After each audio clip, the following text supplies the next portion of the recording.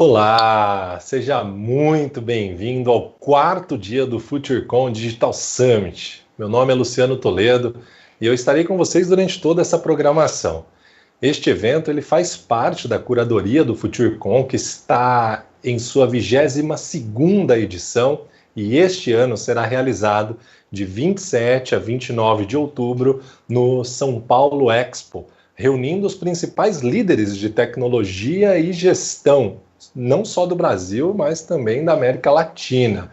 E claro, você, nosso convidado, já deixe marcado na sua agenda. O FutureCon Digital Summit, ele traz um pouco do conteúdo que você encontra no evento físico, só que agora em um formato digital. São 7 trilhas de conhecimento, reunidas em 8 dias e em 2 sessões diárias. Essa agora das 14 e daqui a pouquinho das 18. Você que está nos assistindo, compartilhe a sua participação no evento, marcando com a nossa hashtag FutureCon Digital Summit. Faça também as suas perguntas através do nosso chat, que está aberto e ficará aberto durante todo o evento. Aquelas perguntas que os nossos convidados, os apresentadores, não derem conta de responder durante as apresentações ou logo após as apresentações, eles responderão posteriormente por e-mail. Fique tranquilo, você receberá a sua resposta. Hoje, nós trazemos para você a trilha de conhecimento Future Tech, com um foco em inovação. E para abrir esta trilha e nos inspirar, eu apresento o Lucas Foster, ele que é um founder da World Creativity Organization, trazendo uma apresentação sobre criatividade em tempos difíceis. Vamos ouvir então com vocês, Lucas. Lucas, seja bem-vindo, é com você. Obrigado, Luciano. Boa tarde a todos os participantes do FutureCon. É uma honra fazer parte desse espaço, um espaço que debate em alto nível assuntos relacionados à tecnologia, inovação, e a criatividade, de fato, faz parte agora dessa nova realidade, um momento onde não estávamos preparados e precisamos agora encontrar caminhos, encontrar novas formas de produzir, de gerar valor e garantir os empregos e o resultado para os acionistas dos nossos negócios. Eu sou fundador da World Creativity Organization, é uma entidade que nasce em 2020, durante essa pandemia, após a realização da 3ª edição do Dia Mundial da Criatividade, que é uma iniciativa que eu idealizei em 2014 e que a partir de 2017 passou a fazer parte do calendário oficial das Nações Unidas no dia 21 de abril. No primeiro ano, após essa decisão das Nações Unidas, o Dia Mundial da Criatividade foi celebrado em 14 cidades aqui no país. No segundo ano, ele expandiu para 4 países e cerca de 50 cidades. E esse ano ele aconteceria em 115 cidades e em 15 países. Todas as atividades, mais de 1.500 atividades simultâneas no dia 21 de abril tiveram que ser canceladas e nós fizemos em tempo recorde a transformação digital de 85% dessa programação, garantindo que 12 mil pessoas pudessem ter acesso gratuito a conteúdos sobre criatividade, sobre inovação, sobre diversidade e todos os assuntos necessários para a construção dessa nova economia. Então eu fui convidado pelo FutureCon, pela Patrícia, agradeço o convite, para contar um pouco para vocês o que é a criatividade em tempos difíceis, né? Não é a primeira vez que a humanidade passa por tempos difíceis. Na verdade, o que eu acho super relevante é que nós estamos assumindo esse termo, né? Ou seja, realmente agora estamos diante de ausência de respostas para tantos problemas. Então, acho que antes de falar da importância da criatividade, a gente tem que falar sobre tempos difíceis. é muito difícil a gente encarar essa nova realidade. A gente está num momento de transição, tivemos que improvisar em muitas frentes, o home office e a transformação digital, elas estão acontecendo de uma forma improvisada, sendo que o assunto é tema de discussão há mais de 10 anos. Então, quando a gente é pego desprevenido, como o coronavírus nos colocou, a gente começa a entender a força da cultura e a força das lideranças. A responsabilidade é das lideranças. E as lideranças acima dos CEOs são os conselhos de administração e acima dos conselhos, os acionistas. Então, somos todos corresponsáveis pelo improviso dessa transformação digital e somos responsáveis pelos resultados negativos ou não de ter demorado tanto para fazer essa transformação dos nossos negócios.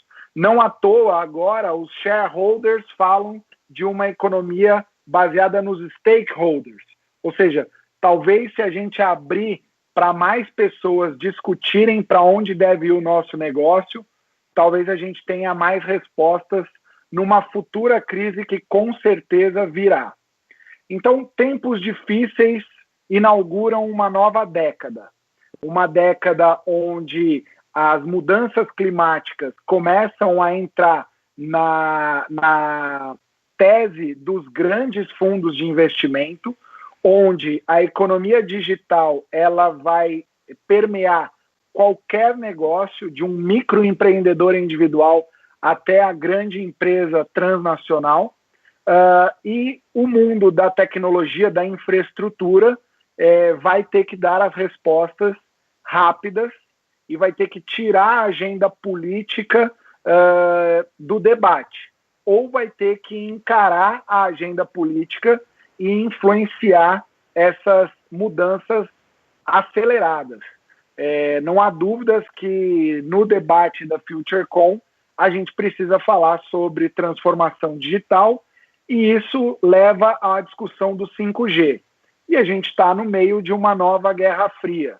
Então a gente tem um problema, uma crise causada por um problema de saúde, de sobrevivência, um outro problema causado pela crise econômica que vem a partir daí, e uma terceira, que é a crise política.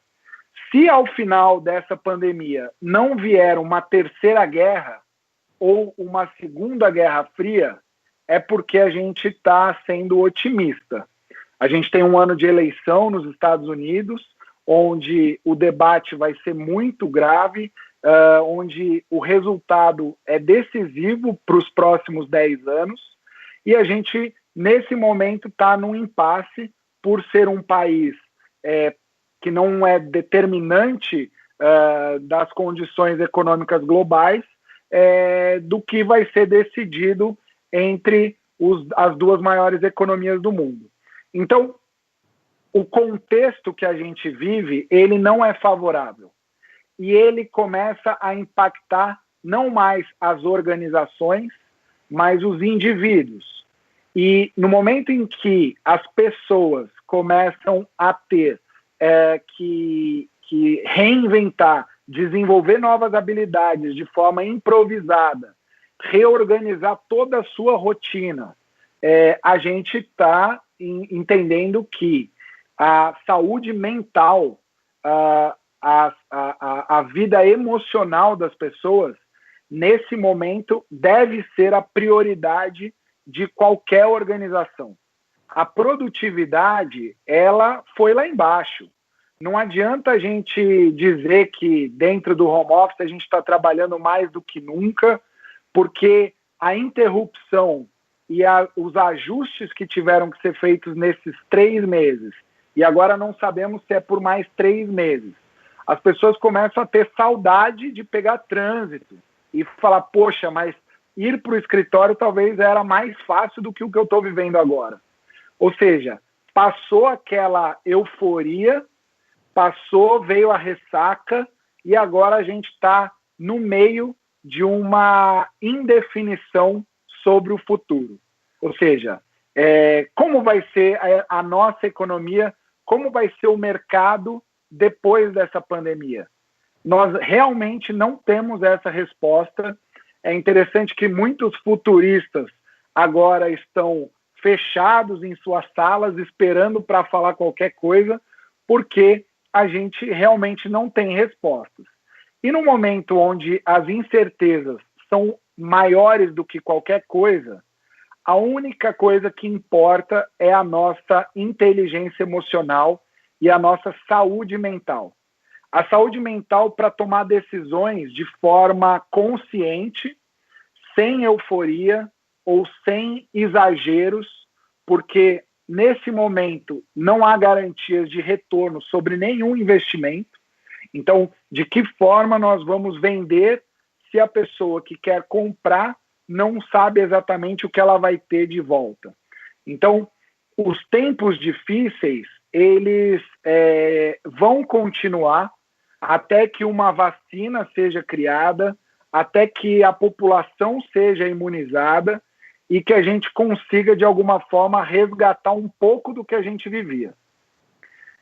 Beleza, então, se nós não temos respostas para o que nós estamos vivendo, como nós vamos sair desse contexto? Como nós vamos construir as novas bases? A primeira coisa é uma discussão sobre os nossos valores.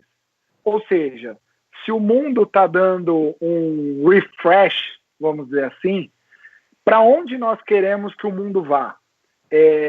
Existe uma resposta óbvia que não depende da nossa vontade, que é acelerar a revolução digital, é a digitalização total de serviços, mas isso vai trazer uma série de problemas sociais, que é o desemprego, que é a necessidade de construir novas habilidades em tempo recorde, são as resistências culturais, as lideranças que hoje já não fazem mais sentido. Então, com certeza vai ter uma troca enorme de cargos de C-level nos próximos 5 anos, trazendo novas mentalidades, se os líderes atuais não tiverem consciência dessas transformações.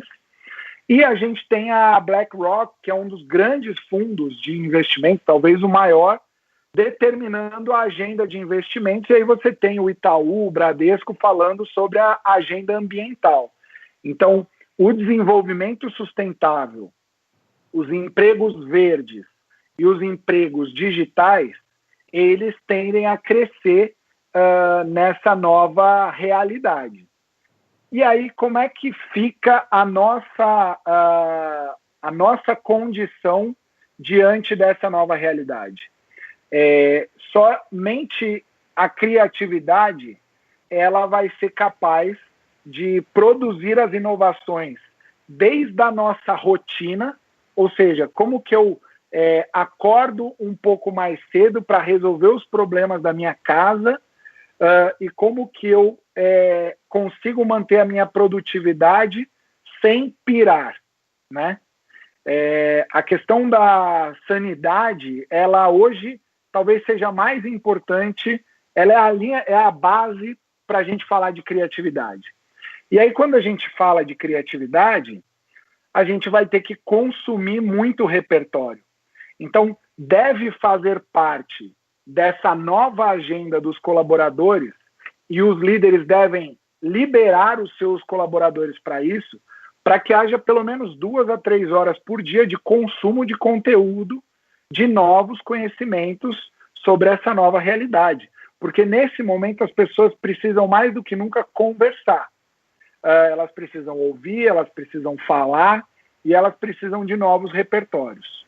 E a criatividade, ela vai ser a combinação desses novos repertórios em um contexto favorável de encorajamento para que as pessoas possam compartilhar ideias. Mas nesse momento está todo mundo esperando um sinal de para onde vai a economia. Então, a gente precisa de líderes na área de educação, a gente precisa de líderes na área da saúde, a gente precisa de líderes na área de infraestrutura, na área da construção civil, discutindo, apresentando o que eles enxergam como a nova realidade. A gente acabou de ver a XP falando de criar um campus fora de São Paulo. A gente vê uma série de pessoas saindo dos grandes centros urbanos, querendo sair de apartamento e ir para casa. Então, como isso vai influenciar o mercado?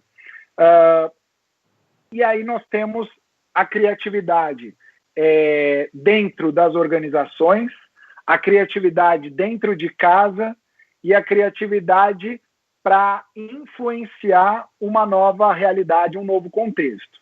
É muito difícil a gente falar sobre como produzir inovação durante essa pandemia.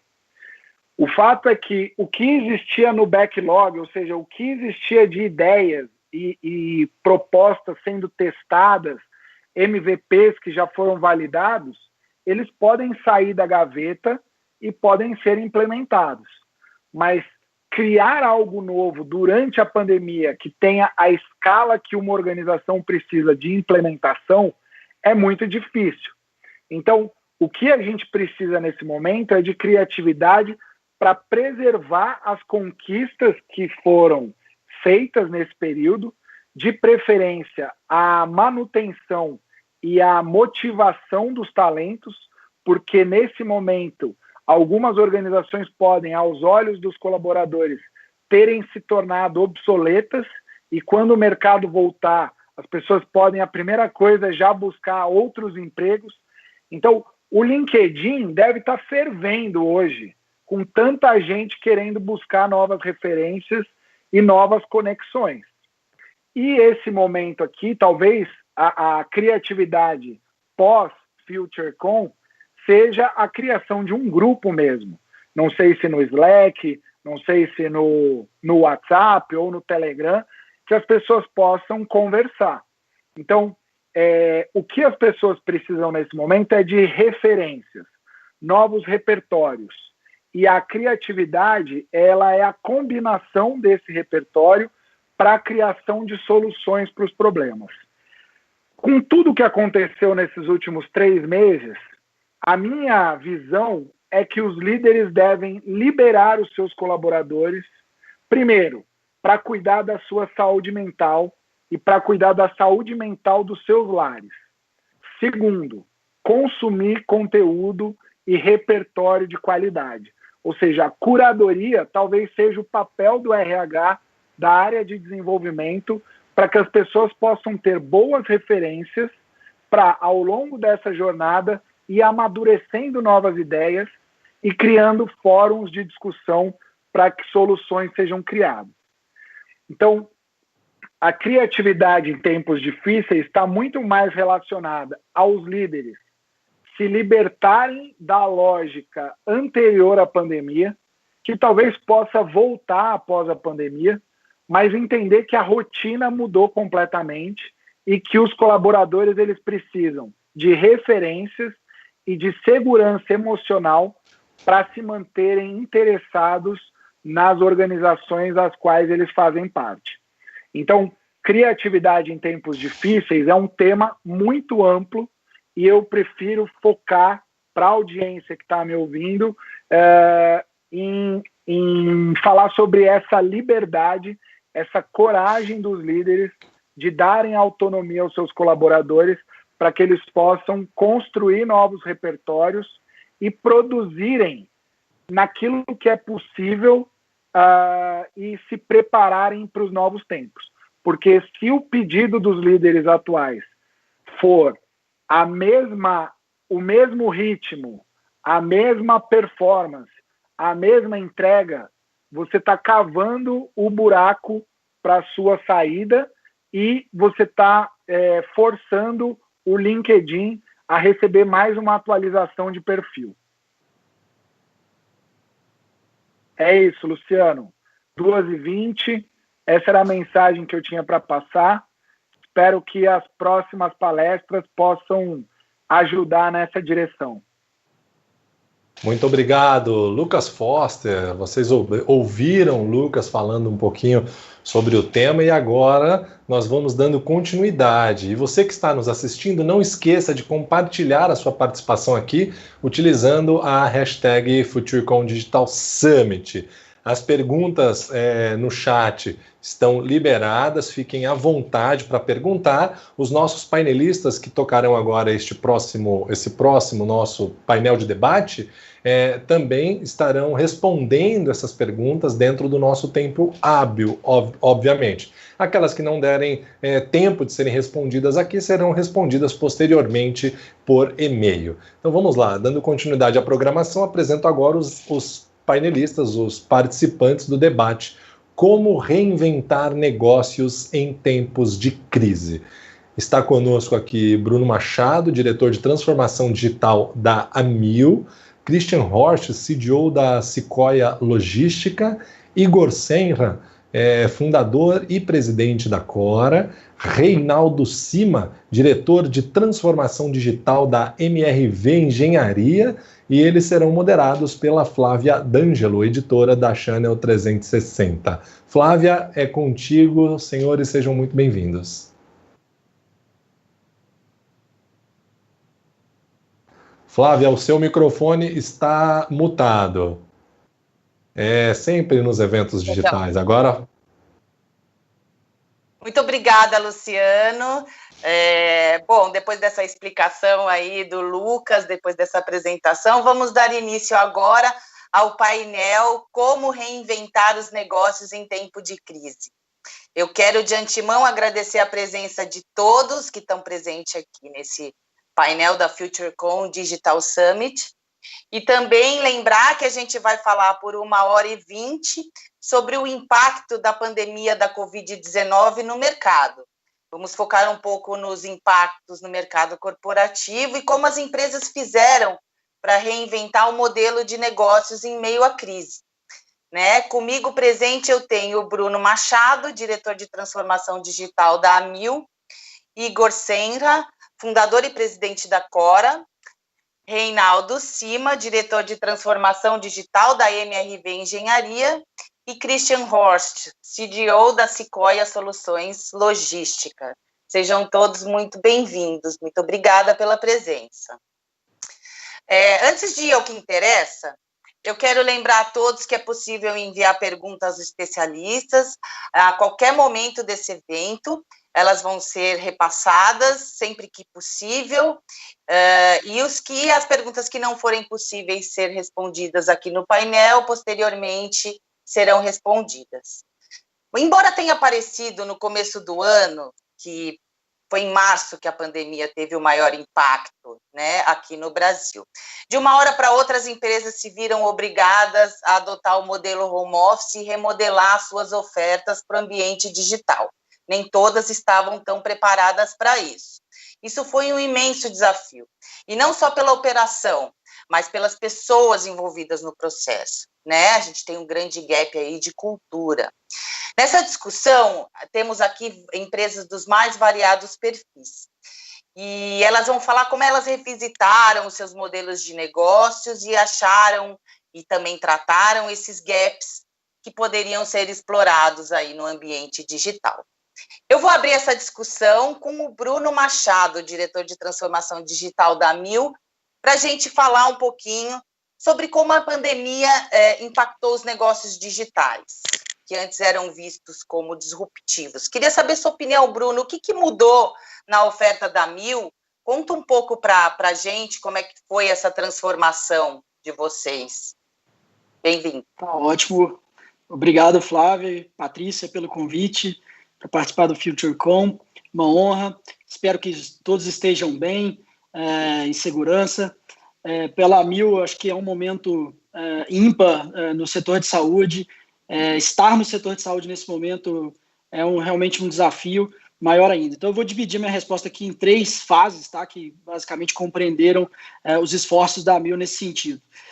O primeiro, obviamente, como todas as empresas, é estabilizar a operação. Então, como que nós garantimos que os nossos colaboradores estivessem em segurança, 100% em casa, e que a gente continuasse atendendo bem todos os nossos stakeholders, né? Não só os beneficiários de plano de saúde, mas no relacionamento com os hospitais, com as clínicas, com os corretores. Então, a Amil ela é um grande ecossistema de saúde, né? Conhecido, obviamente, pelo plano de saúde, mas ela tem hospitais, ela tem uma série de negócios complementares em saúde. Tá? Então, a primeira fase foi realmente colocar todo mundo em casa, segurança, e assegurar a questão de suprimentos, né? Insumos de saúde eram essenciais naquele momento, as máscaras, tudo que nosso time de ponta, né, que estava lá de fato enfrentando a crise, precisava para trabalhar. Então a gente teve muita agilidade nesse sentido.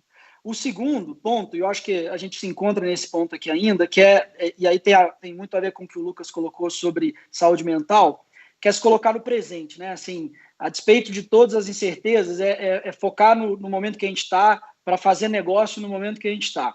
Então, o que ficou muito claro na cultura da Amil foi a questão de integração do time, né? O time precisou se integrar, os ciclos de tomada de decisão precisaram ser encurtados para que a gente pudesse concentrar nossas energias naquilo que fizesse mais sentido para os nossos clientes.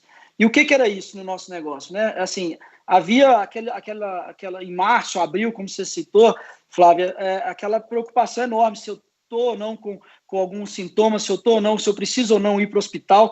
Então, dar informação, comunicar às pessoas naquele momento se elas deveriam ou não. Então, tecnologias de triagem digital foram muito empregadas e a gente teve demanda absurda por isso. Nós temos um call center clínico, né, de enfermeiros para fazer uma triagem, e o volume de ligações de um dia para o outro cresceu absurdamente. Então, os canais digitais tiveram que ser implementados em curtíssimo espaço de tempo para que a gente pudesse dar conta dessa demanda, evitando que mais pessoas equivocadamente fossem até os hospitais, o que a gente realmente não queria, né, pela segurança delas.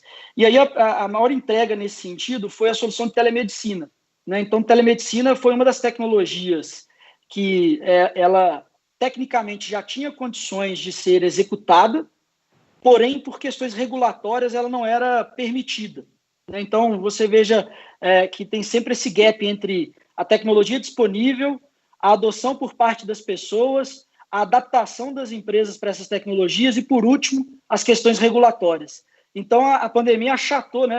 Ela convergiu esses quatro gaps e permitiu que a telemedicina, enfim, fosse permitida. Faço só um parêntese de que ela está permitida enquanto perdurar a pandemia. Então, nós ainda temos o risco ainda dessa técnica não se perpetuar, né? O Lucas até falou, tomara que algumas coisas elas se perpetuem. Nesse caso, a gente ainda depende de legislação. Mas a Amil, então, lançou sua telemedicina, um desenvolvimento próprio, tá? Então, enquanto ecossistema de saúde, nós optamos por ser protagonistas nisso e desenvolvermos nossa própria solução. Então, muitas áreas participaram, a área clínica liderou, a área de tecnologia implementou, e isso hoje representa o maior volume de atendimentos que a gente tem, um negócio impressionante. Antes da pandemia, a gente tinha um convênio para teleconsulta, disponível só para 180 mil clientes, e a gente, depois da pandemia, em 3 semanas, colocou para 3 milhões e 500 mil clientes. Então, é um negócio de outra escala, de outro tamanho, de outra responsabilidade, e a gente tem um NPS superior a 90. Então, é um negócio impressionante, um negócio assim, diferenciado, e que a gente tem conseguido responder à demanda. Indo para o final aqui da minha resposta, assim, um ponto que está claro para nós é que essa questão de ser efetivamente multicanal, mas não só no atendimento, mas na prestação do serviço, veio para ficar. Então, a gente está a todo momento buscando soluções para equalizar a experiência do nosso cliente, seja quando ele busca uma consulta, um clínico, um hospital, seja presencial ou virtual. Tá? Então, essa questão de equalizar a experiência, melhorar a experiência, independentemente se a consulta ela é física ou digital, nós temos empenhado muitos esforços nisso. E aí, nesse campo, pegando o último gancho do Lucas, a saúde mental, né? Essa questão realmente tem sido muito demandada, a gente tem sido bastante acionado, consultas de saúde mental à distância têm também sido bastante procuradas. Bom, isso. Acho que enquanto ecossistema, a Amil está mais agora digital do que, obviamente, estava antes da pandemia. Isso é bem interessante, né, Bruno? Porque a gente vê que, embora o setor de saúde ele foi um dos mais atingidos, ou melhor, mais requisitados a se transformar de uma hora para outra, e a gente percebeu o gap que tem na adoção de tecnologia, né? Já existia, a gente tem um gap não só na adoção, mas regulação também no uso dessa tecnologia. Vamos ver com o Igor. Igor, fala um pouquinho como é que foi na Cora esse processo, o que vocês fizeram para transformar e também incentivar essa transformação. Opa, boa tarde. Deixa eu contar um pouquinho. Na verdade, assim, eu acho que é legal a gente contar até as coisas que a gente está vendo como grandes drivers de mudança, né? O que de fato muda de agora para frente. E nisso eu vou contando também as coisas que a gente foi fazendo, né? A primeira coisa é que é o seguinte, imagina, a gente está começando um negócio, agora vai fazer 1 ano agora no sábado que vem, então é uma empresa super nova, e a gente tinha feito a maior captação seed da história da América Latina, a gente estava super feliz, estava tudo indo super bem, quando começou essa pandemia toda, essa confusão, né, que pegou todo mundo meio que de calça curta. E o que a gente percebeu foi que boa parte do mercado que a gente trabalha para pequenos negócios, né? E a gente entendeu que boa parte do nosso público-alvo podia acabar, podia ser dizimado, né? Então, a gente conseguiu fazer, aproveitando um dos drivers que esse momento deu, a gente conseguiu colocar de pé, em um dia, uma solução de tecnologia que ajudava o pequeno estabelecimento, o pequeno negócio, a vender vouchers, e a gente antecipava aquele dinheiro, né? Então, por exemplo, ele vende uma transação que vai ser usada só depois que a pandemia acabar, pode ser pensa que é um cupom, pode ser de um restaurante, pode ser de um salão de beleza, enfim, pode ser de qualquer tipo de negócio, e ele seria usado depois que essa confusão toda passasse. A gente colocou esse negócio em um dia, a gente recebeu mais de 5 mil clientes que emitiram cupons e começaram a rodar esse negócio, e começaram a se beneficiar desse produto que a gente fez. Então, eu acho que velocidade, sem dúvida, é uma das coisas que essa pandemia traz e que salta os olhos, assim. Eu acho muito pouco provável as pessoas, depois que essa pandemia passar, chegar e falar assim, eu quero trabalhar naquele ritmo devagar que eu sempre rodei. Acho que é esquisito, acho que as pessoas acostumam com isso, né? Não sei se vocês viram, aquela ajuda emergencial do governo de R$600, imagina, a Caixa não tinha nada, e em 10 dias ela colocou o dinheiro na mão de 20 milhões de pessoas. A gente ainda fica assustado com as filas, com todos os processos, as coisas que deram errado, são as exceções, mas 20 milhões de pessoas receberam esse recurso. Então, assim, é uma coisa absurda. E isso me traz para um segundo ponto, que é a coisa de digitalização, né? A digitalização, igual o Bruno falou também, é absurda, gente. Nós estamos falando que nesses meses de pandemia a gente já evoluiu 10 anos, né? E então,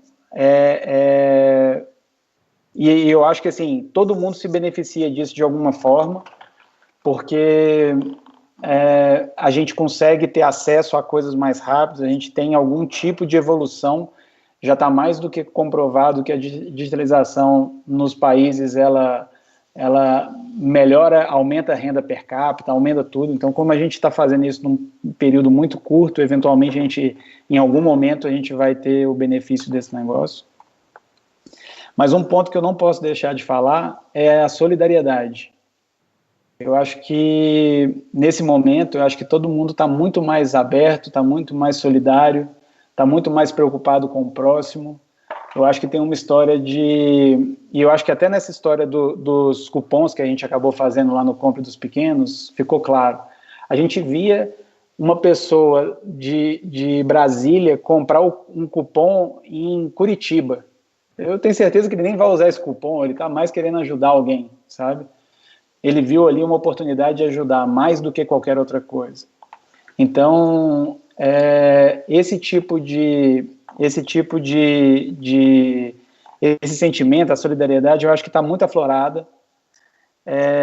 E quando você junta essas coisas todas, eu acho que a gente está até diante de um momento de mudança muito profundo.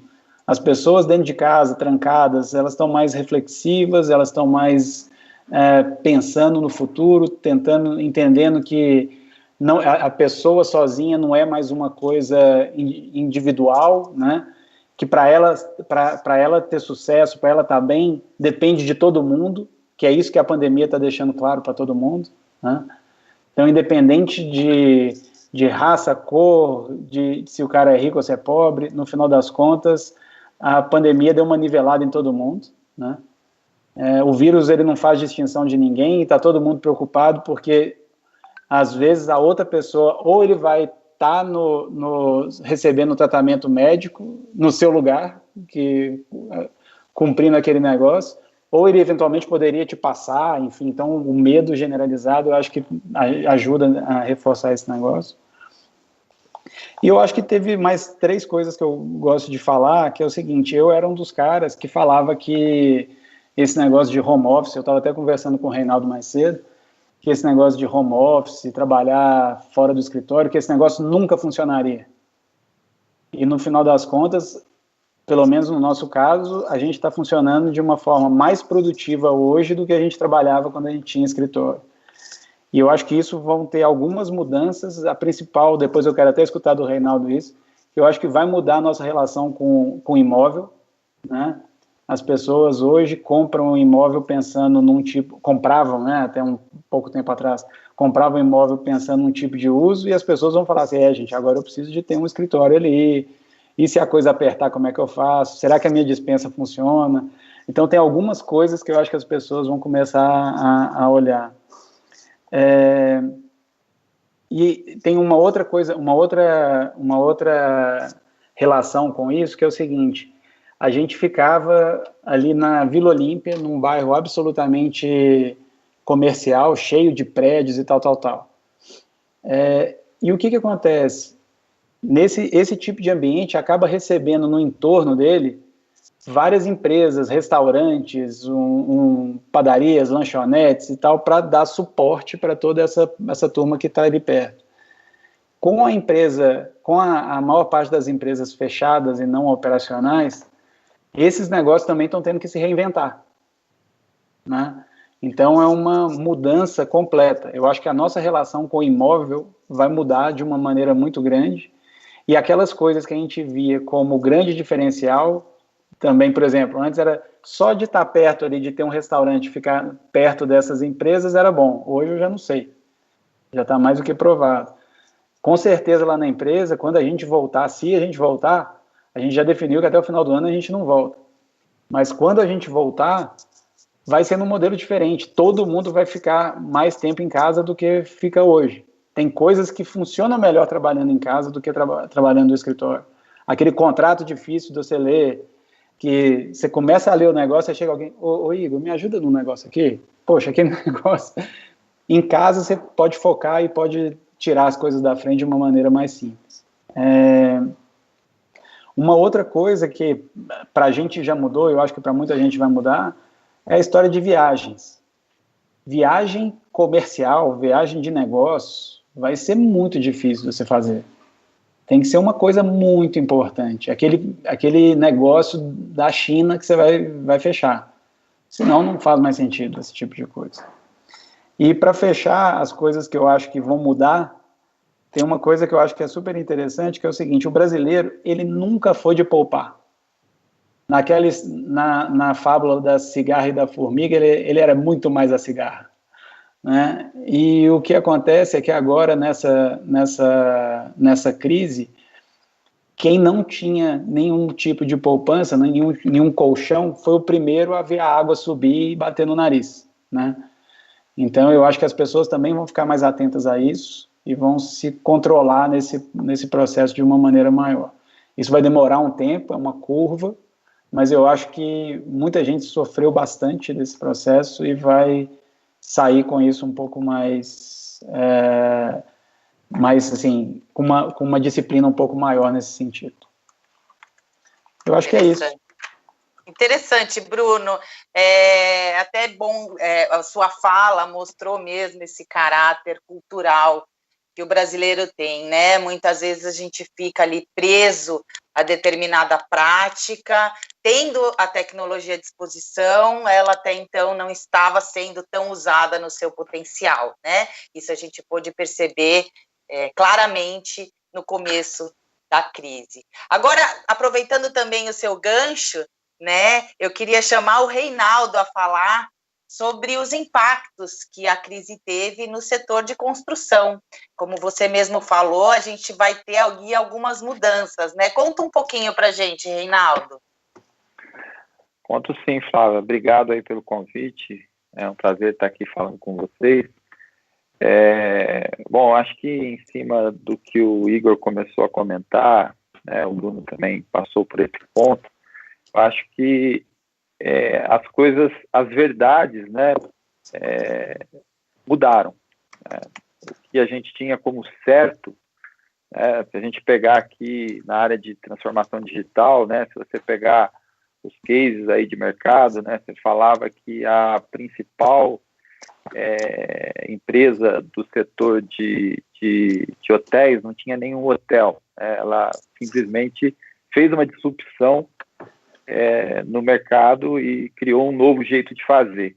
Talvez essa empresa hoje esteja tomando do próprio remédio, porque ela também, o mercado dela mudou totalmente. A verdade absoluta, né? A gente discutia muito antes da crise o quê? Colaboração, uso versus propriedade, né? Mas sempre aproximando as pessoas, né? Dentro da construção, você via cada vez mais a área compartilhada aumentando, a área individual diminuindo, né? E esse novo normal, né, onde as pessoas acabam tendo que ficar mais tempo isoladas, né, até por uma questão sanitária, muda muito esse paradigma, né? E o produto, né, até uma coisa bacana, né, a construção civil foi considerada uma atividade essencial, porque a casa passou a ser essencial, né? Nós falávamos antes que o nosso cliente, ele vivia, né, ficava literalmente dentro do nosso produto metade do tempo da vida dele. E é verdade, né? A gente passava 50% do nosso tempo dentro das nossas casas, né? Só que aí vem a crise e passa a ser 70%, 80%, 90%, 100% do tempo. Então, como o modo de trabalho mudou, as pessoas passaram a trabalhar de casa, elas certamente a gente já está vendo, né, nos novos produtos, né, nos novos lançamentos, uma preocupação com espaços dedicados para isso, né? Mas não vai parar aí, né? Eu acho que aquela questão do uso compartilhado que a gente tinha, e ela não vai deixar de existir, cada vez mais o ser humano vai querer compartilhar com o outro, criar soluções criativas para facilitar, né, na solução de problemas comuns. A gente vai ver daqui a pouco que os condomínios vão se organizar para contratar links dedicados, né, de grandes operadoras para ter um link de internet com mais qualidade nas suas casas, com custo menor, porque ele é compartilhado. A gente já fazia isso em alguns empreendimentos, principalmente os empreendimentos de aluguel, né, onde a gente oferecia esse serviço exatamente para melhorar a qualidade e o custo, né, a relação qualidade e custo para o produto oferecido, né? Agora, mais transformacional ainda, infelizmente, mas eu sempre acho que crise e oportunidade andam juntas, né? Mas a questão da economia está passando, nós estamos vivendo no mínimo duas crises, há quem diga que são três, eu até concordo, mas a gente tem a crise sanitária e a crise econômica, né? A crise econômica está tão voraz quanto e vai ficar mais voraz ainda, né? Muitas empresas estão demitindo, né? E cada vez mais essas pessoas que estão sendo demitidas vão precisar de uma renda extra, né? O ano passado a gente discutiu muito o nosso propósito, né? O propósito da MRV como construtora, né? Construir sonhos que transformam o mundo, né? E para transformar o mundo, o grande agente habilitador que a gente chegou foi na questão da comunidade. Em vez da gente entregar um empreendimento, né, um condomínio, a gente passou a querer entregar uma comunidade. O que é essa comunidade? É um lugar onde as pessoas compartilham de objetivos similares e geram, né, riqueza, né, geram possibilidade de sustentabilidade, tanto econômica quanto ambiental, enfim. E aí, nós entregando condomínios, hoje a MRV ela entrega condomínios para 8 mil unidades em São Paulo, por exemplo, a gente tem um ali em Pirituba com esse tamanho. São verdadeiras cidades, né? Você imagina 8 mil clientes, 3 moradores por unidade, 24 mil pessoas, o entorno, isso passa a ser uma comunidade realmente, né? Imagina que nessa comunidade vão ter pessoas que vão perder emprego, já estão perdendo emprego, vão precisar de uma renda extra, né? Ou que tem alguma coisa que não estão usando, sei lá, venderam o carro, estão com a vaga de garagem disponível. Imagina que o nosso produto, né, e a gente já passou a olhar o produto, não só o hardware, né, não só o teto, não só a casa, a gente está olhando o produto como sendo o hardware mais o software. Eu vou falar daqui a pouco da plataforma habitacional que a gente criou, que essa plataforma também ofereça condição para que essas pessoas que queiram ter uma renda extra, né, seja oferecendo um curso de inglês, seja fazendo um bolo, seja, enfim, alugando uma vaga na garagem, consiga, através da plataforma, né, através do software do nosso produto, interagir com a comunidade e conseguir vender e comprar esses produtos, né. Esse tipo de mudança, eu acho que vai ser muito comum a partir de agora, né. Acho que concordo totalmente com a questão da generosidade, da questão de querer ajudar. Isso vai ser cada vez mais latente. E a criatividade para criar coisas como essa, nós lançamos, né,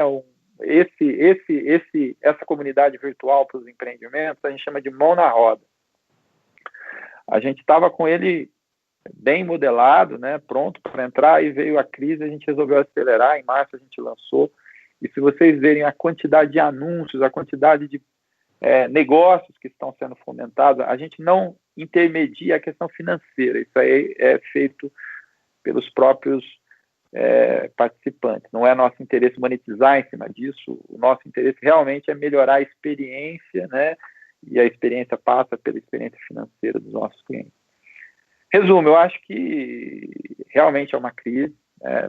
Eu fico sempre naquela máxima, né, de que existem sempre 3 tipos de pessoas, né? As que acham que vai dar tudo errado, as que não têm uma opinião e as que acham que tem um jeito de fazer alguma coisa que dê certo a partir daquele problema. Eu acho que a gente precisa se encaixar nesse terceiro grupo de pessoas, né? Vai ter muita gente falando que vai dar errado, né? Eu acho que agora a crise está aí, é fato, não é mais alguma coisa que estava lá na China que poderia acontecer, está aqui, está entre nós. Acho que é a hora sim da gente procurar alternativas e alternativas criativas. Interessante, Reinaldo. Olha, é aquela máxima da venda, né? O não, do discurso de venda. O não a gente já tem, né?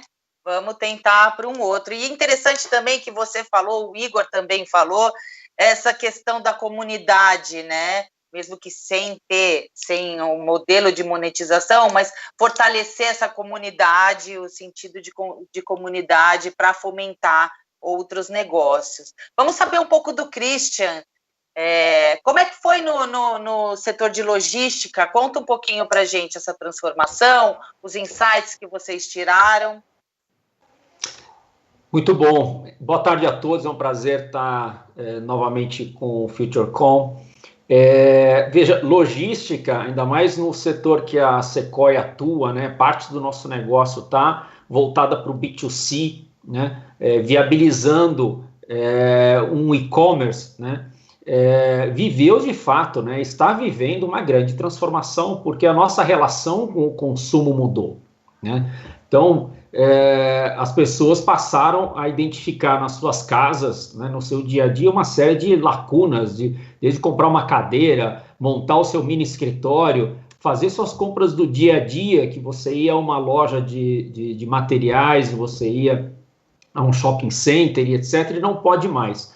Então, isso, de fato, em primeiro lugar, colocou um desafio da escalabilidade, né? Colocou, no nosso caso, à prova todo o modelo que a gente sempre criou, né?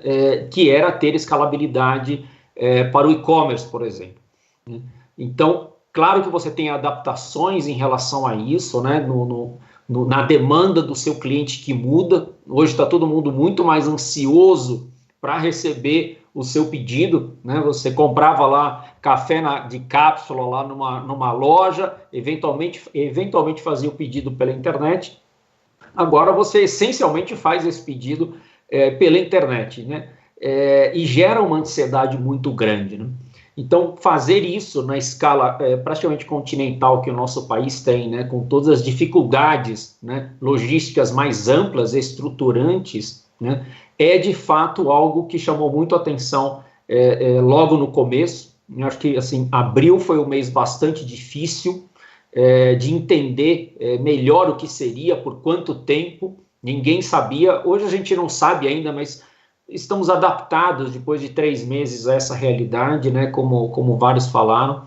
Então, eu acho que a gente tem aqui um desafio contínuo de ser mais ágil em relação aos modelos tradicionais e entender coisas do nosso core que podem ser utilizadas rapidamente para a solução de dificuldades dos nossos clientes, que passam também por essa transformação. Então, alguns dos nossos clientes, naturalmente, não tinham uma presença digital tão forte. E essa passou a ser a única maneira, essencialmente, dela comercializar seus produtos. Então, ter parceiros, né? Sequoia, obviamente, liderando, assim, em boa parte a questão do e-commerce, mas o ecossistema geral de logística foi colocado à prova para absorver coisas que não existiam, né, como oferta ao usuário final.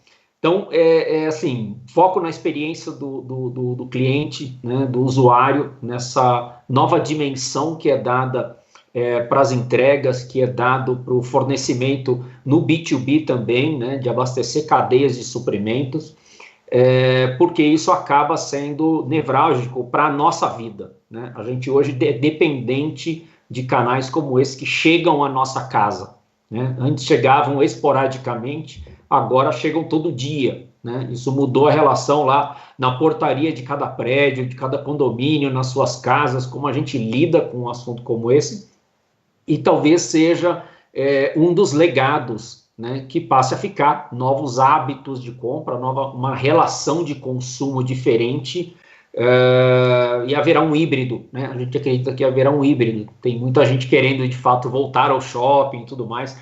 Não sei se é exatamente para compras, mas por uma experimentação. Mas a evolução do e-commerce em relação a tudo que nós estamos passando é algo que terá esse novo patamar a partir dessa experiência toda que nós estamos vivendo. De fato, né, Christian, a experiência tem um grande peso nas ofertas agora, né? A gente já viu o mercado se preparando e tendo grandes estratégias de UX, né, User Experience, mas agora ela é determinante, né? Ela é o valor que vai definir, de fato, se a sua oferta está de acordo com o que o cliente quer ou não, né? Todos vocês passaram aí algumas experiências, passaram por pontos que foram desafiados a mudar, né? E eu queria complementar só um pouco essa parte, querendo saber de vocês, na prática, que ações que vocês já veem sendo compartilhadas desse novo normal, né? Como é que vocês veem esse novo normal e, principalmente, o que vocês acham que as empresas podem tirar de lição desse tempo, especialmente aqui no contexto brasileiro, onde temos aí crises conjuntas, né? Vamos começar pelo Igor. Igor, como é que você vê esse novo normal, novas práticas e as lições que as empresas precisam aprender desse tempo? Eu acho que é igual eu falei, eu acho que com relação à história de home office, isso é um negócio que já mudou, né? E lembrando que o que nós estamos fazendo agora, nós não estamos de home office, nós estamos em isolamento social, né? Então as crianças estão dentro de casa, as pessoas têm que dar um jeito de entreter as crianças e trabalhar, às vezes tem tarefas da casa mesmo que todo mundo tem que tentar cumprir, e mesmo assim, para muitas das empresas, principalmente as empresas mais inovadoras que eu converso, todo mundo fala que está funcionando. Então, eu acho que essa é uma coisa que, de fato, veio para ficar. Eu acho que vai mudar um pouco a forma como as pessoas se relacionam com essa história de trabalho de casa. Agora, legal. Se você me permitir, Flávia, eu vou dar até uma viajada aqui num negócio que a gente está conversando bastante lá na Cora, que, na verdade, a gente aconteceu no meio dessa pandemia, no meio desse cenário todo estranho, que é aquele negócio que eu falei das pessoas estarem em casa, mais introspectivas, pensando mais na vida, mais solidárias, entendendo que o bem de um só é bom de verdade quando é bom para todo mundo. Aí, no meio dessa confusão toda, a gente vê um assassinato absolutamente bizarro do George Floyd, lá nos Estados Unidos, um negro sendo morto de forma brutal por um policial branco, e aquilo desencadeou uma revolução no mundo inteiro. Eu acho que esse momento é um momento de talvez fazer uma virada que a gente demoraria séculos a gente fazer isso igual a gente está fazendo na história da digitalização.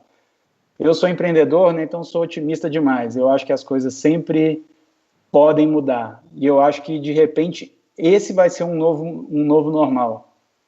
Que esse gap racial, esse gap que a gente vive e já vem carregando há tantos anos, de repente isso pode ser uma página da história, uma coisa que fica para o passado. É muito mais, na verdade, é muito mais um sentimento de otimismo mesmo em relação a isso tudo, do que de fato uma previsão, mas eu adoraria que isso acontecesse. E eu acho que a gente, as pessoas, as empresas, todo mundo tem a necessidade e a missão de tentar propagar esse negócio, de tentar fazer com que esse tipo de coisa acabe de uma vez por todas. Legal. Bruno, fala um pouquinho, o que você acha? O que você vê na prática? Se você já viu alguma coisa do novo normal na prática, e o que as empresas podem tirar de lição? Olha, Flávia, assim, até se você também me permitir, acho que muita gente nos assistindo, e talvez quando a gente considera a empresa, o conjunto das pessoas que estão lá, acho que no fundo é um aprendizado de cada um de nós, né? Que vai se somar e daí vai resultar no aprendizado das empresas. Então, assim, o meu aprendizado tem sido muito de que a gente pode colaborar mais, acho que a gente pode ter uma visão mais ampla, e quando eu digo visão mais ampla, eu vou dar um exemplo claro aqui de como essas coisas são poderosas, né? Assim, a gente, nesse período, ainda que estejamos em casa, talvez tenhamos interagido mais com os clientes, com os parceiros, com oportunidades comerciais, justamente na tentativa de reagir, né, tudo isso, a gente tem olhado mais para fora das empresas. Então, acho que um aprendizado muito concreto é esse que não pode se perder, é esse relacionamento constante com o ecossistema, né?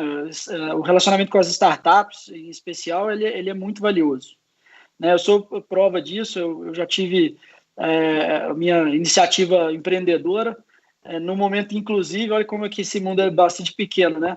O Igor, que está aqui conosco, foi uma pessoa extremamente generosa comigo. Ele me recebeu na antiga empresa dele, que ele também fundou um caso de sucesso aqui de empreendedor no Brasil.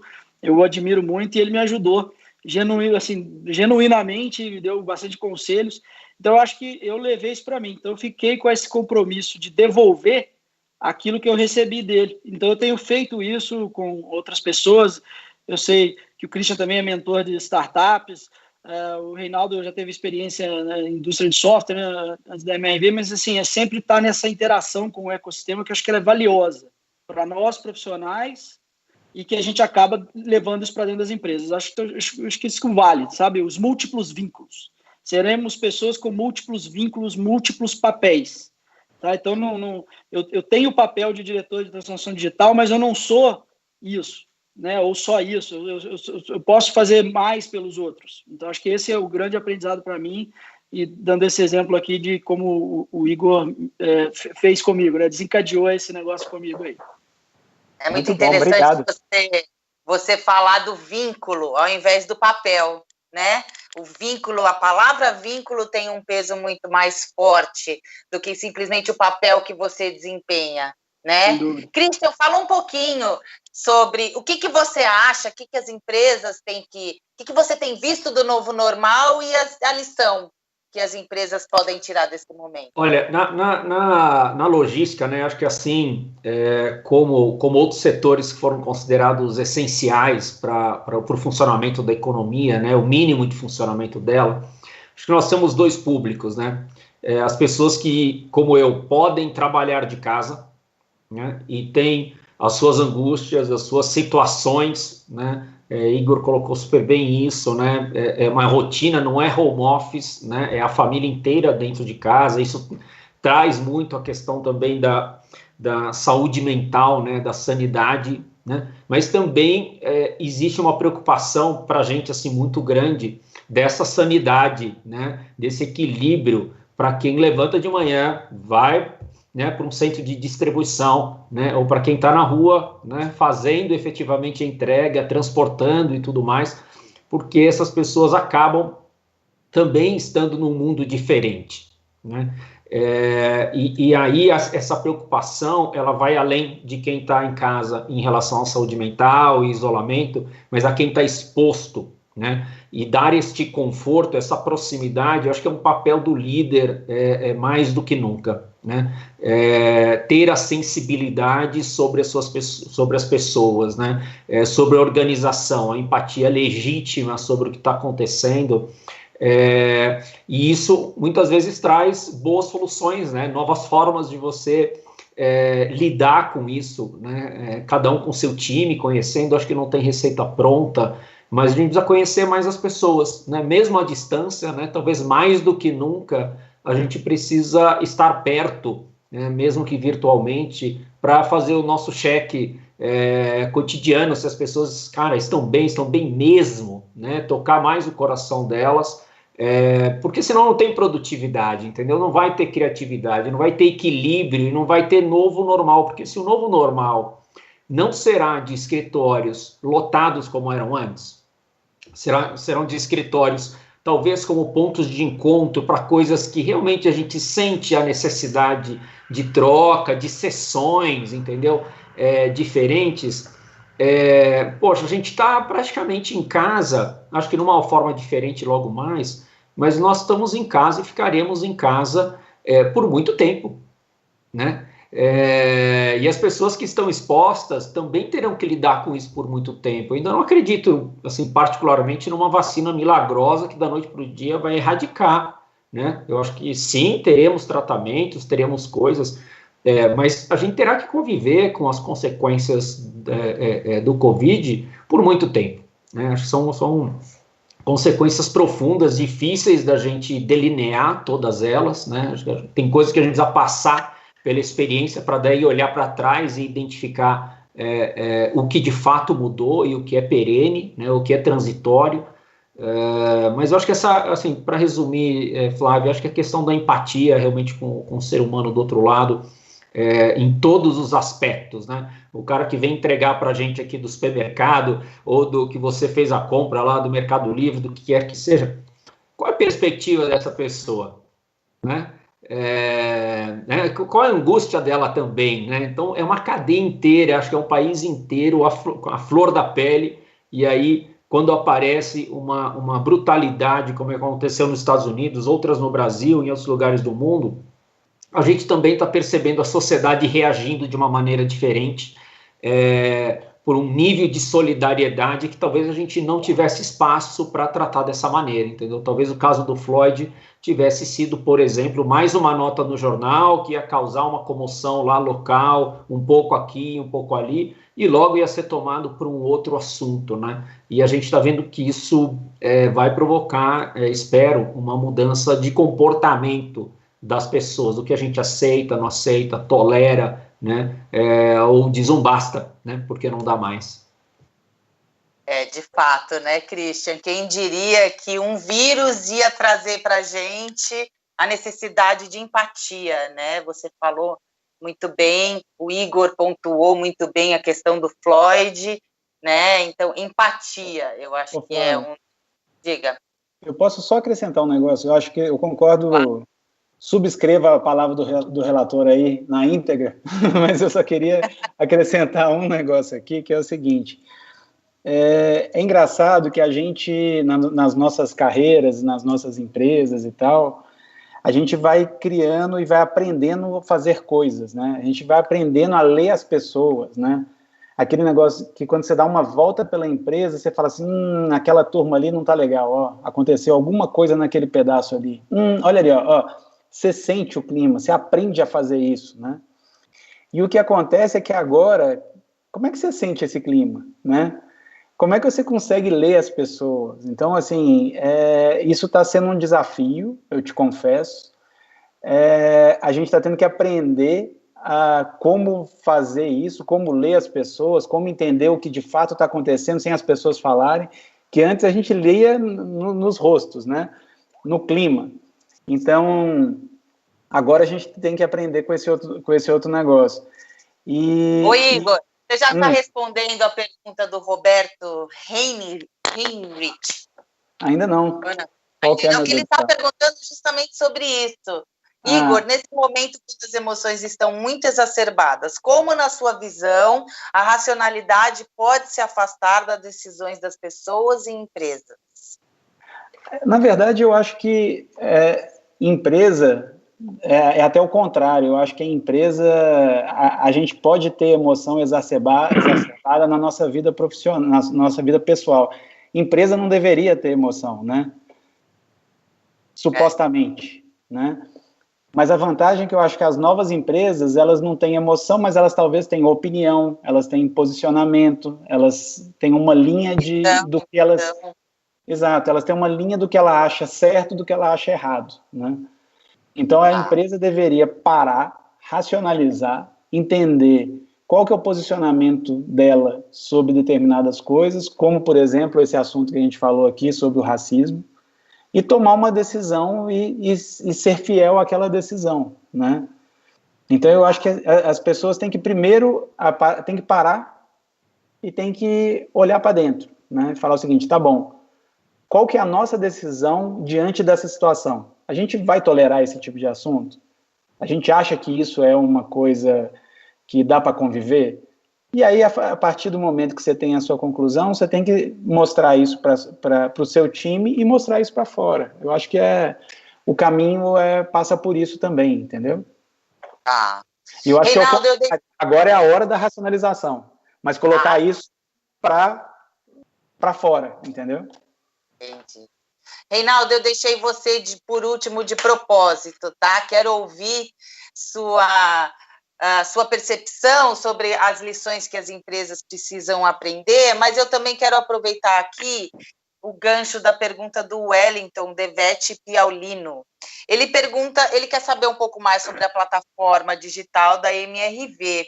E também ele pergunta sobre essa questão da comunidade. Como é que essa plataforma pode ajudar as pessoas que vivem em comunidade?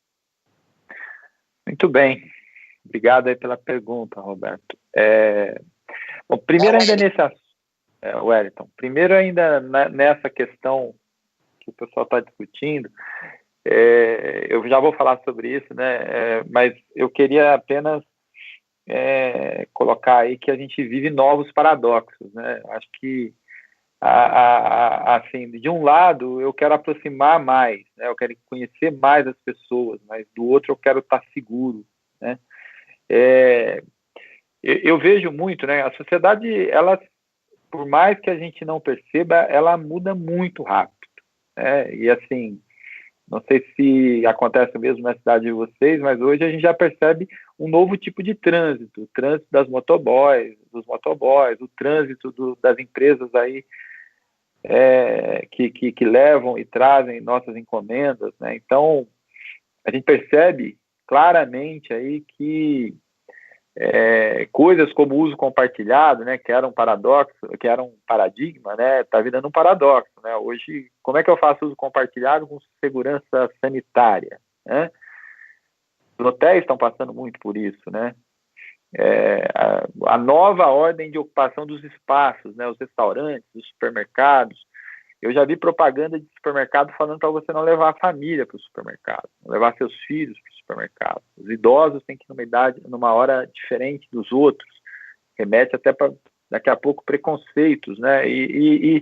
Enfim, mas eu vejo tudo isso, né, dentro de um novo padrão de consumo, né, de um novo perfil de consumidor, né?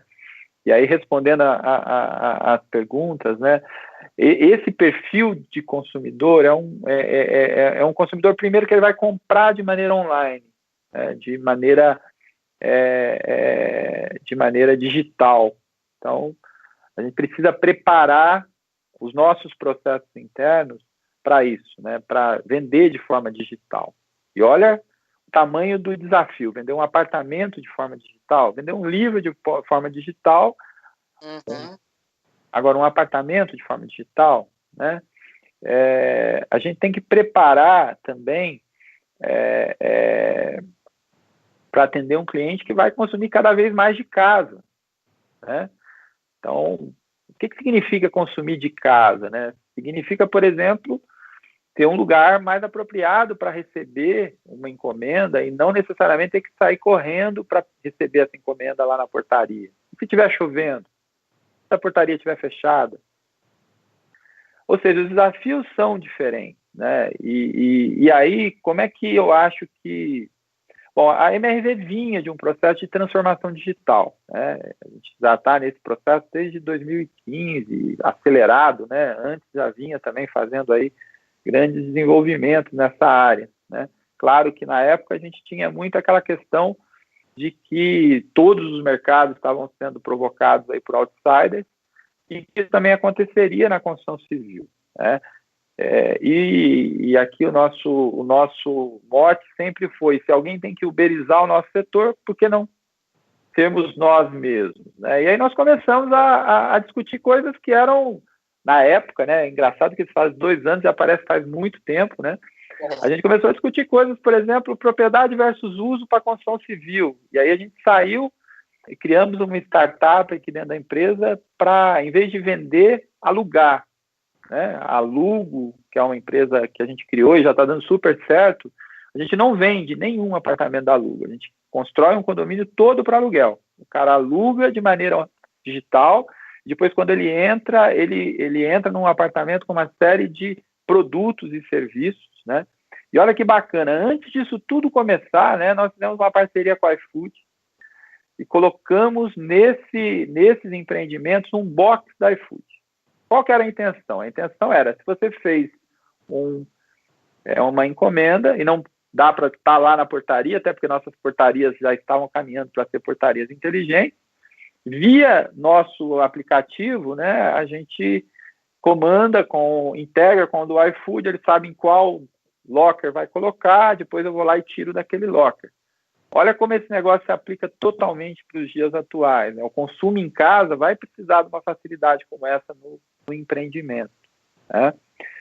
Então, e aí chega naquele ponto que eu tinha comentado anteriormente, né? Muito mais do que trabalhar em casa, que muda o produto. Teve uma pergunta nessa linha, né? A gente está revendo o layout, estamos muito nessa linha que o tempo que o cliente vai passar dentro do nosso produto vai aumentar bastante. Então, nós estamos trabalhando cada vez mais esse desafio, né? Nós estamos trabalhando também a questão do empreendimento em si ter características que facilitem esse maior tempo.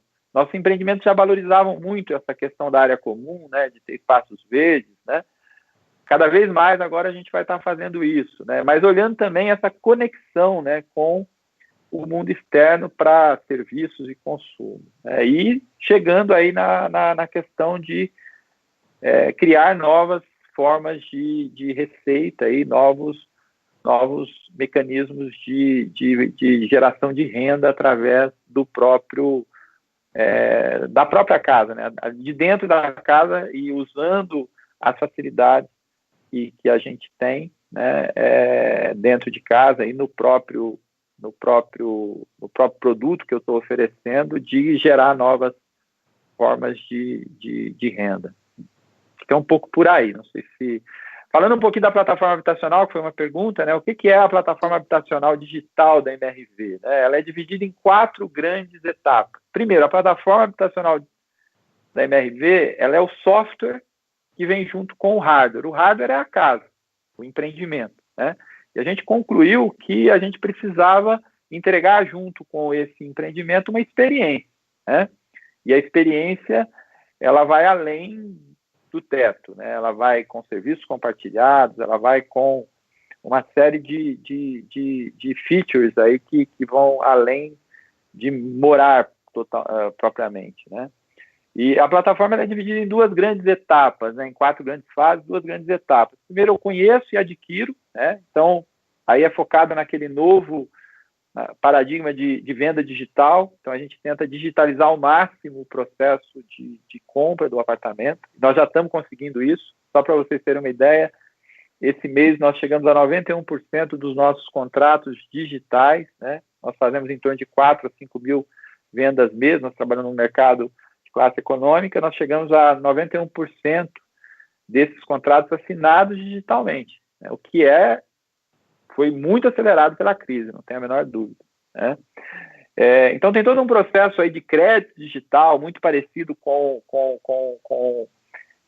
banco digital, onde o cliente consegue, através de checklist inteligente, mecanismo de reconhecimento de imagem, fazer toda a coleta digital dos documentos necessários para aprovar o crédito dele com a Caixa ou com outro banco. Depois a negociação digital, o contrato digital. Essa é a primeira parte, vamos dizer assim, para melhorar a experiência do cliente em relação à compra do imóvel. Quando ele compra o imóvel, dali para frente inicia a fase em que ele espera o imóvel ficar pronto, que a gente chama de acompanhar, e aí a gente oferece uma série de serviços agregados, né? Armários, kits, marketplace, já começa o mão na roda, que é aquele da comunidade, e quando ele recebe as chaves, efetivamente a gente disponibiliza para ele todos os serviços, né? Falei aqui do iFood, mas tem lavanderia compartilhada, tem, enfim, uma série de produtos e serviços que vão muito além, né? Na construção civil a gente tinha uma máxima, né? A gente comprava o terreno, lançava, construía, vendia, entregava e desligava o cliente, ou seja, colocava o cliente com o agente financiador e aí a vida seguia com outros clientes. A gente está mudando isso, a gente está indo numa linha de manter o cliente com a gente para sempre. E ainda bem, porque isso vem totalmente relacionado aí com essa nova característica aí de comunidade que a gente está criando, essa nova forma de ver o produto, né, em tempos de crise.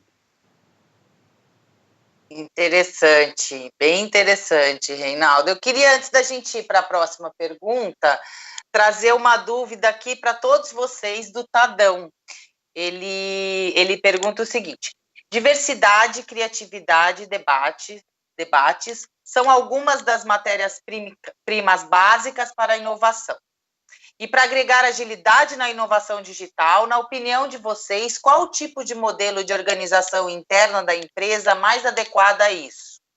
E como vocês acham que serão os relacionamentos entre as empresas? Mudam algo? Quem quer começar? Posso? Pode, fica à vontade. Na verdade, o que acontece? Eu acho que a primeira coisa que a empresa tem que saber é ter a cultura certa para permitir que essas coisas floresçam, né? Porque não adianta você ter um tanto de pessoas super... Eu costumo sempre falar isso dentro da Cora, que assim, a gente tenta contratar as melhores pessoas que a gente dá conta. Aí depois que a gente contrata, eu vou ficar ensinando para a pessoa o que ela tem que fazer? Não dá, né? Então, pessoas boas, no mínimo que elas querem, autonomia, né? Então, quando você tem esse time muito bom, quando você tem um grupo de pessoas que consegue, um grupo diverso, porque a diversidade é importante porque você consegue cobrir coisas que você não estava vendo.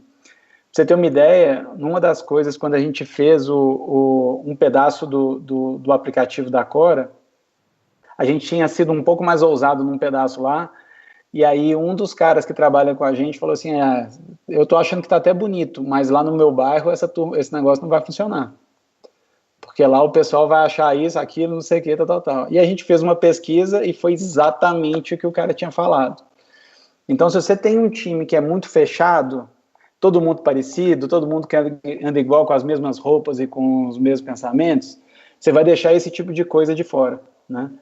Então, é muito mais legal quando você tem essa efervescência, pessoas de multi-etnias, multi-origens, multi-tudo, trazendo insumos para você construir as melhores decisões e soluções. Mas isso não é uma coisa fácil. Você tem que ter uma empresa que permita isso, que valorize esse tipo de coisa. Então não tem aquele negócio de só eu falo, todo mundo me obedece, né? Aqui funciona desse jeito, um manda, o outro obedece. Então esse tipo de coisa não funciona. Você tem que ter toda uma estrutura que fale a mesma língua, né? Então você tem que ter o público diverso, você tem que ter uma população diversa dentro da empresa, só que você tem que ter uma fluidez de diálogo, todo mundo pode vir com ideia de onde quer que seja, independente do rótulo que esse cara tenha. Então, esse tipo de coisa também faz parte, é tão importante quanto isso. E a outra coisa que eu acho é que, mais do que a empresa tem que entender que ela faz parte de um ecossistema, né?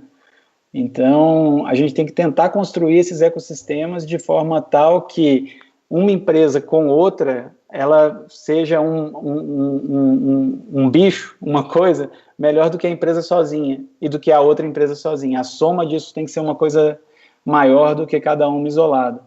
E é isso que é mais fácil de falar do que fazer. Mas quando você consegue fazer isso, você tem um produto absolutamente incrível. Interessante. A inovação na prática, né, Igor? E aí, alguém mais tem... Bruno, Flávio, alguma consideração? Oi. Vou aproveitar aqui porque o Igor falou de uma coisa super legal, né, quando ele colocou diversidade, tudo isso, né, e da cultura. Quando uma iniciativa vai bem, né, cara, fantástico, essencialmente tanto faz o modelo que você usa e tudo mais, porque todo mundo acaba tendo uma pressão por resultado, por entrega, ainda mais no momento que a gente está, né. Mas a gente vive num mundo que precisa ter uma tolerância maior, né, e culturas com uma tolerância maior à experimentação e à falha, né? Então, uma iniciativa digital, ela não tem todas as respostas, né? Ela não tem tudo sobre domínio, não é mais isso, né? O mercado é dinâmico, todo mundo se movimenta simultaneamente. Então, se você entrou no timing errado, né, às vezes você vai ter que pivotar, vai ter que mudar ou vai ter que parar, né? E colocar isso como cultura dentro de uma empresa talvez seja um dos maiores desafios, né? Então, e acho que para isso precisa de muita confiança, claro, autonomia, cara, fantástico que o Igor colocou, e confiança, né? Essencialmente, de que você colocou as pessoas certas, né? Então, você tem um tripé, né, de pessoas, processos e daí tecnologia, né? Mas tudo nasce das pessoas que vão criar processos, ideias, os MVPs e etc. E a tecnologia vai ser um grande viabilizador disso.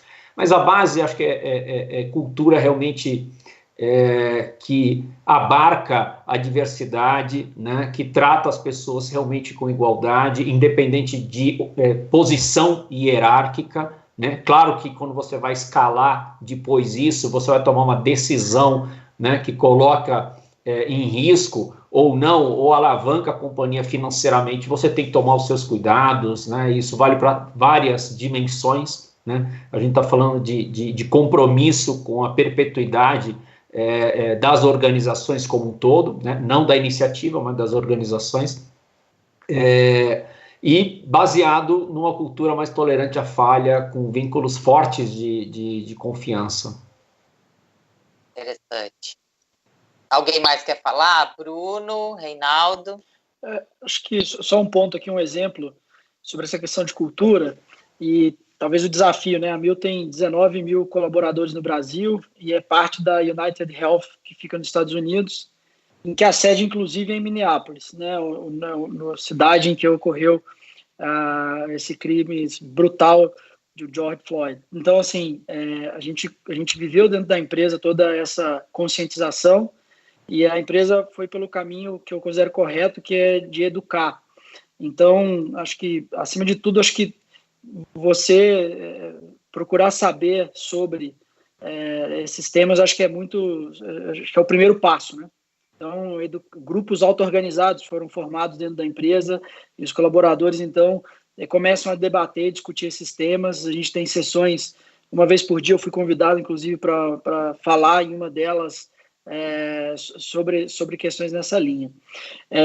Criatividade, acho que tem um outro ponto também ligado ao tamanho da empresa, que a gente criou uma comunidade de digital leaders, muito na linha de que transformação digital não é responsabilidade do diretor de transformação digital ou não é um departamento, né? Ela é uma competência que a organização tem que ter. Então, fazer com que as pessoas se apropriem desse tema, que elas se sintam parte desse tema, é um caminho importante da transformação cultural da empresa, né? Então, entender que esses silos eles vão precisar ser quebrados, e isso numa empresa grande, a gente não pode negar a existência dos silos, né? Então, a gente tem ido a passos possíveis, quebrando esses silos e levando essa comunidade a se tornar vibrante. Então, a gente está usando esse exemplo aí dos temas mais profundos e derivando isso para usar essa ideia de comunidade também para o tema, para que as pessoas se apropriem do tema de transformação digital. Então, tem sido uma experiência interessante. Legal. Você tem algo a pontuar, Reinaldo?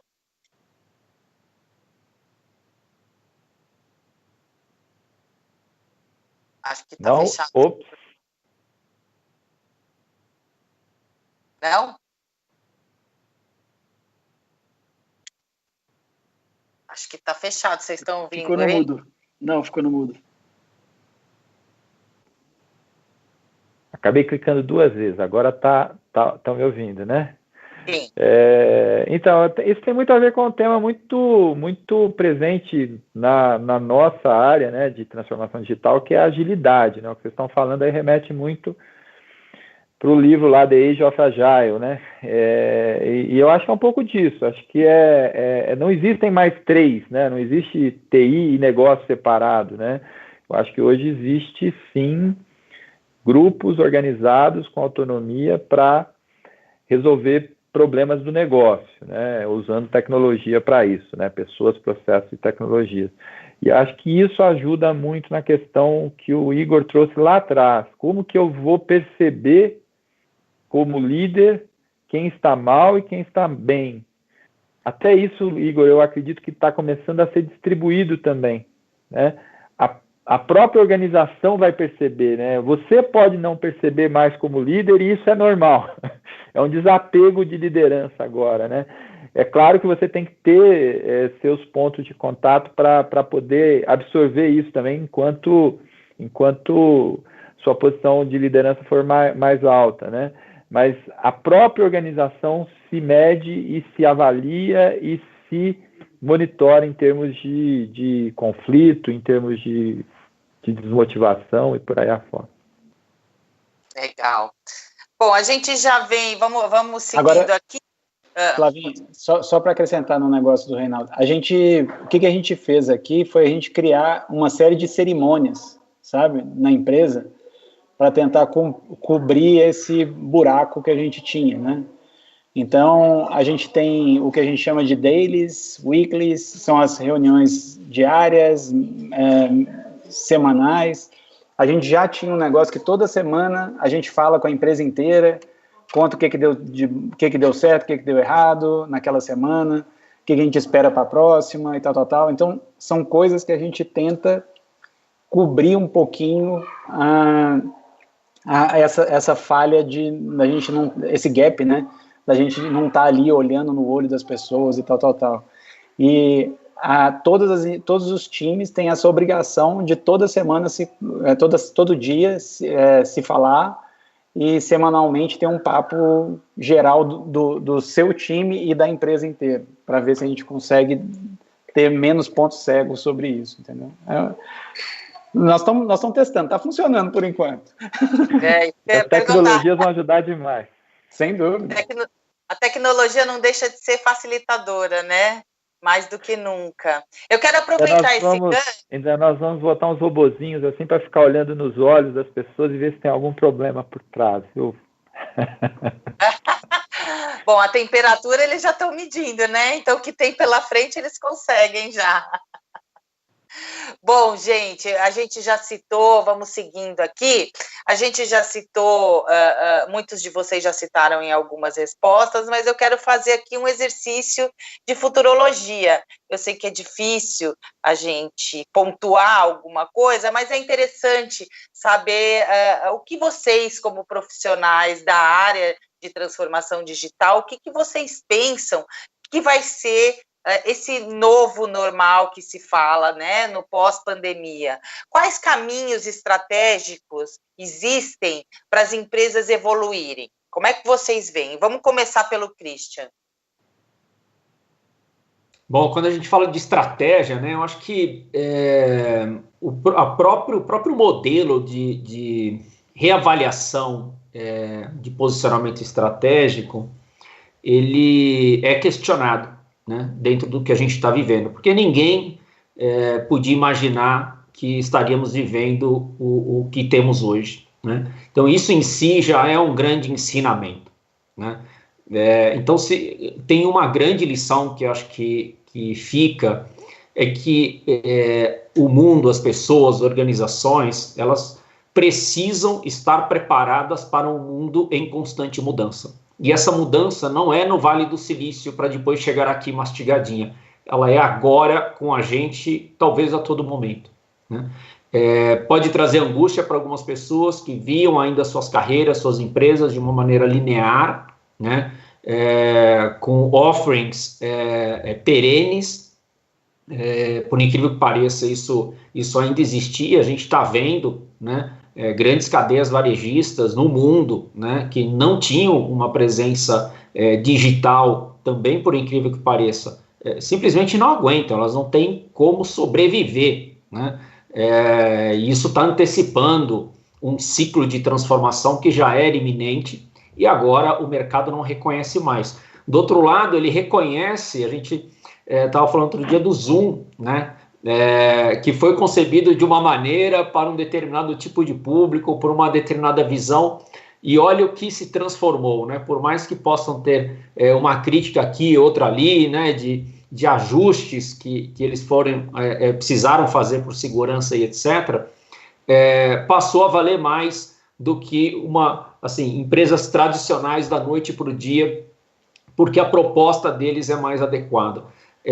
Mas isso também não é garantia, porque logo mais vem uma nova onda, e uma nova onda não necessariamente a gente obviamente espera que não causada por mais uma pandemia, mais uma situação tão drástica quanto que a gente vive, mas o repensar estratégico ele é necessário, né? Eu acho que se antes já existia pouquíssimo espaço para modelos tradicionais, né, embora no Brasil com tantas lacunas, né, tantas coisas por fazer, ainda tem um certo espaço, agora acho que o modelo é de fato diferente, caiu a ficha que é diferente, ele precisa ser diferente, né? Então falar de agilidade, né, independente da metodologia, do framework e etc., passa a ser vital, né? Você trabalhar menos hierárquico passa a ser vital, passa a ser uma competência. E isso vai trazer também reflexões sobre que time você monta, né? Que diversidade você traz de pensamento, né? Para ter isso fluido dentro da companhia e não forçado. Isso não se faz da noite para o dia, né? De fato, algumas pessoas vão fazer essa curva, vão se reinventar pessoalmente e permitir a reinvenção adequada dentro da companhia, outras não vão fazer, né? E vão ficando para trás em oportunidades que estão aí na nossa porta, porque as necessidades humanas, elas eventualmente são as mesmas, elas precisam de abordagens diferentes para um novo normal que está sendo moldado. Não existe um novo normal claro, né? A gente falou aqui de algumas coisas, a viagem de negócios ela vai ser diferente, eu não tenho a menor dúvida que ela vai ser diferente, poxa, bacana, acho que essa é uma, né? A questão do home office, eu entendo que no Brasil a gente ainda possa ter um tipo de impedimento cultural para fazer isso na escala que outros países venham a fazer. Mas isso vale para todo mundo? Vale para todos os setores? Não sei, acho que tem setor que vai tratar isso de uma maneira completamente diferente. Então a gente vai conviver com um híbrido, né, que traz oportunidades, traz ameaças, né, mas essencialmente requerem, né, uma abordagem não tradicional para as oportunidades, né? Então, acho que o time to market passa a ser muito mais dinâmico, né? Muito mais dinâmico. Eu acho que já era em várias indústrias, né? Com uma exposição maior à flutuação constante do perfil de consumo, mas acho que isso se espalha na indústria como um todo, se espalha em todos os setores. Alguns que eram vistos como tradicionais não tem mais espaço para isso, né? Então, a revisão estratégica, eu acho que ela é bastante profunda, como talvez há muito tempo a gente não tinha tido algo similar. Interessante. Bruno, o que você acha? Quais caminhos estratégicos existem aí para a gente evoluir, para as empresas evoluírem? Bom, acho que, seguindo o gancho aqui do Christian, acho que essa capacidade de sentir e responder cada vez mais, com ciclos mais curtos, o que cobre todos os setores, né? Então, para tentar ser abrangente aqui na minha resposta, é isso. Acho que as empresas, mesmo as grandes e estabelecidas, precisam entender que elas precisam ter essa agilidade organizacional para reagirem a essas mudanças até que elas estejam em condição de puxar essas mudanças, né? Acho que tem uma ambição, sim, de seguir com o protagonismo, mas acho que tem um desafio adicional frente às empresas mais inovadoras, as startups, que é essa encurtar os caminhos. Então, eu resumiria dessa forma. Pela Mil, em específico agora, a gente está trabalhando, sim, com um cenário de uma recuperação um pouco mais lenta e que, portanto, a gente tem que adequar as nossas ofertas para a capacidade de pagamento dos nossos clientes, né, das nossas empresas. Então, produtos com uma configuração diferente, com redes mais fechadas, com redes de atendimento, né, mais localizadas, mais municipais até em alguns casos, para que o custo com saúde possa ser reduzido, né? Então, a Mil está se reformatando, se reinventando até em alguma medida. A empresa tem uma oferta agora também verticalizada, né, em que você só vai nos hospitais da Mil. Isso é um grande driver de controle de custos, o que nos permite ser mais competitivos. Acho que a gente tem lá na frente a ideia do sentir e responder, e no curto prazo essa reconfiguração de produtos, ofertas para a crise, né, ofertas em que as empresas vão nos exigir algo nessa linha. Legal. E você, Igor, o que você tem a contribuir nesse ponto? Eu acho que assim, eu acho que o grande diferencial é as pessoas, empresas, negócios e tal estarem prontos para se adaptar. Eu acho que a grande palavra é adaptação, adaptabilidade, porque de fato, por melhor que meus colegas todos sejam aqui, eu tenho certeza que a gente não vai acertar metade das nossas projeções, né? Então, eu acho que o grande negócio é a gente tentar, assim como nos negócios, é muito difícil você conseguir olhar para um negócio de 20 anos e falar assim, vai acontecer isso, isso, isso. Você tem um rastro e você vai ajustando de acordo com o caminho, né? Até chegar do lado de lá com alguma coisa muito melhor, que às vezes você nem pensava que você poderia ter aquele negócio quando você começou. Então, eu acho que é isso. Eu acho que a chave do negócio está nessa adaptabilidade. Está nesse negócio de entender que a única coisa que é certa é a incerteza. Então, você tem que ter espaço, você tem que saber, você tem que ter um time que seja relativamente flexível para se adaptar a essas novas desafios que estão pela frente. E por aí vai. Então, assim, e o meu negócio tenham paciência, tenham espaço de manobra, porque vai precisar de muita flexibilidade. Legal. E você, Reinaldo, o que você acha que... Quais os caminhos estratégicos se abrem aí? Olha, eu acredito demais aí no que todos falaram, né? Essa flexibilidade aí que o Igor comentou, eu ouso dizer que é sinônimo de versatilidade, né? Nós precisamos ser versáteis, né? Por quê? Porque como a única certeza é a mudança, a gente tem que tomar cuidado também com isso não virar uma desculpa, né? Já que vai mudar, eu não vou fazer nada, né? Então, eu acho que tem que ser, sim, uma busca constante, aí aprendendo um pouco com as startups, né? Pivotar, né? Ter MVPs. Eu acho que passa, né? Como foi consenso aqui que está tendo uma mudança radical, né? De contexto mesmo, estruturante, tanto no perfil do consumidor, quanto na forma como ele consome, né, quanto das necessidades que ele tem, né? Eu acho que o primeiro grande papel estratégico que as organizações têm agora é fazer uma releitura, né, dos seus produtos, né? Quanto eles estão adaptados para aquilo que já é uma realidade, né? Não adianta a gente falar no pós, né? A gente já está no pós, né? O pós já é hoje. Então, quais são as características? E aí eu acho que vale também uma coisa que eu, sendo da área de tecnologia, mas eu sempre valorizei muito, foi a experiência, né? E aí eu acho que a opinião dos especialistas, dos fundadores, daquelas pessoas que têm uma visão boa, né, de realidade, vai valer muito cada vez mais, né? E essa análise estratégica de, ok, né, tá incerto, mas eu acho que o caminho é por aqui, vamos por esse caminho, aí vamos ser ágil para, se não for esse caminho, pivotar e encontrar um caminho que seja, e construindo aí, como o Igor falou, essa rota, né, que não vai ser uma reta. Eu acho que o primeiro grande passo realmente da estratégia é uma releitura dos produtos, né? Uma releitura dos processos internos, né? Porque além do produto ser diferente, a forma como a gente vai vender o produto também é diferente, a forma como a gente vai entregar o produto também é diferente, né? Então, é fundamental rever a nossa estrutura de processos, nossa estrutura organizacional, né?